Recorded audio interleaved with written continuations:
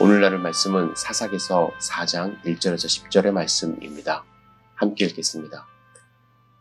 에훗이 죽으니 이스라엘 자손이 또 여호와의 목전에 악을 행하매 여호와께서 하솔에서 통치하는 가나안 왕 야빈의 손에 그들을 파셨으니 그의 군대 장관은 하로셋 학고임에 거주하는 시스라요. 야빈 왕은 철병거 900대가 있어 20년 동안 이스라엘 자손을 심히 학대했으므로 이스라엘 자손이 여호와께 부르짖었더라. 그때에 랍비돗의 아내 여선지자 드보라가 이스라엘의 사사가 되었는데 그는 에브라임 산지 라마와 베델 사이 드보라의 종려나무 아래에 거주하고 이스라엘 자손은 그에게 나아가 재판을 받더라. 드보라가 사람을 보내어 아비노함의 아들 바락을 납달리 게데스에서 불러다가 그에게 이르되 이스라엘의 하나님 여호와께서 이같이 명령하지 아니하셨느냐. 너는 납달리 자손과 스불론 자손 10,000명을 거느리고 다볼 산으로 가라. 내가 야빈의 군대 장관 시스라와 그의 병거들과 그의 무리를 기손강으로 이끌어 내게 이르게 하고 그를 내 손에 넘겨주리라 하셨느니라.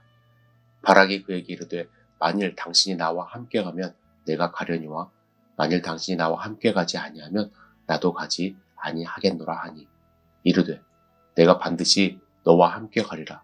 그러나 내가 이번에 가는 길에서는 영광을 얻지 못하리니 이는 여호와께서 시스라를 여인의 손에 파실 것임이니라 하고 드보라가 일어나 바락과 함께 가데스로 가니라. 바락이 스불론과 납달리를 게데스로 부르니 10,000명이 그를 따라 올라가고 드보라도 그와 함께 올라가니라. 아멘.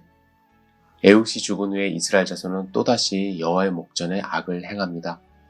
오늘 본문은 그 악행에 대해서 구체적인 내용은 없습니다. 아마 전에 했던 악행이 그대로 반복되었을 것입니다. 바알과 아스라를 찾아간 것이죠. 이에 하나님은 이스라엘 백성을 가나안 왕 야빈의 손에 그들을 파셨다고 합니다. 팔았다는 것은 그들이 지배하도록 넘겨주셨다는 것입니다. 야빈은 사장에 그 이름이 5번 언급되지만 직접 등장하지는 않습니다. 무대 뒤에서 어렴풋하게 보이는 강력하고 위협적인 존재입니다. 야빈이라는 이름은 여호수아 11장에도 등장합니다. 여호수아에서는 야빈의 지도하에 그 지역 왕들이 동맹을 맺어 이스라엘 침략을 저지하려 했지만 그들은 여호수아의 군대에 의하여 전멸되는 장면이 나옵니다. 그러나 세월이 흐른 뒤 그의 세력이 다시 등장한 것입니다. 그래서 세월이 너무 흘렀기 때문에 야빈은 한 사람의 이름이라기보다는 그 지역 권력자의 직책이라고 추정됩니다. 여하튼 이스라엘 사람들은 다시 등장한 야빈이라는 이름을 들으면서 과거에 조상들이 경험했던 온갖 위협적인 일들을 생각했을 것입니다. 이미 다 멸망하고 끝났다고 생각했던 하솔의 야빈 왕의 악한 권세가 이제 다시 살아난 것입니다. 여기서 여러분 분명히 아셔야 돼요. 악은 세상이 끝날 때까지 하나님 백성 주변에 늘 존재합니다. 우리가 하나님과 가까이 하지 않을 때에 악은 세력을 발휘하여 하나님의 백성을 학대한다는 것을 잊지 말아야 합니다. 그리고 오늘 본문에는 시스라라는 군대 장관이 등장하죠. 그는 야빈 왕의 철병거 900대를 가지고 있었습니다. 이스라엘은 여전히 청동기 시대를 살고 있었는데 이들이 가진 철병거는 막강한 군사력을 보여주므로 이스라엘 백성이 꼼짝하지 못하고 20년을 학대당하게 됩니다. 이때 하나님은 라비돗의 여자 선지자 드보라를 사사로 세우십니다. 왼손잡이 에훗과 마찬가지로 여선지자 드보라의 등장은 상당히 의외적입니다. 철병거를 앞세워 압박하는 가나안 왕과 맞설 상대가 여선지자라는 것은 당시 시대에서는 혁명적인 일이라고 할 수가 있습니다. 드보라는 벌 혹은 꿀벌이라는 문자적인 의미를 지닌 사람이고 또 이삭의 아내 리브가의 유모도 이 이름으로 불렸습니다. 그는 라비돗의 아내인데 일부 주석가는 라비돗이 횃불들이라는 뜻을 가진 여성 명사라는 점에서 이 문구는 라비돗의 아내가 아니라 불같은 여인으로 해석해야 한다고 주장합니다. 이 주장이 일리는 있지만 굳이 이렇게 할 필요는 없는 듯합니다.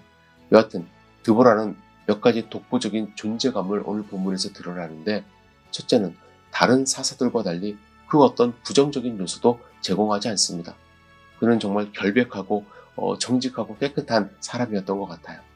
둘째, 드보라가 바락의 불신 때문에 이스라엘의 전쟁에 직접 관여하기는 했지만 그의 근본적인 역할은 하나님의 말씀을 듣고 대변하는 것임을 강조하고 있습니다. 하나님의 부름받은 사사는 부정적인 모습을 제거하는 삶을 살아야 합니다. 또한 하나님의 말씀을 듣고 그 말씀을 대언하는 삶을 사는 것이 바로 사사입니다. 그것이 이 시대를 살아가는 하나님의 백성들, 하나님의 부름받은 사람들의 올바른 모습입니다. 사랑하는 성도 여러분, 여러분은 이 시대의 드보라, 이 시대의 사사들입니다. 하나님의 말씀을 들으십시오. 그리고 하나님의 말씀을 선포하십시오. 그리고 우리의 삶 가운데 부정적인 요소를 제거하는 귀한 삶 살기를 주님의 이름으로 축복합니다. 기도하겠습니다. 전능하신 주님, 오늘 하루를 온전히 주님께 의지합니다. 여호와 목전에서 악을 행하는 이스라엘 백성이 아니라 여호와의 말씀을 듣고 행하는 귀한 사사들이 될 수 있도록 인도하여 주시옵소서.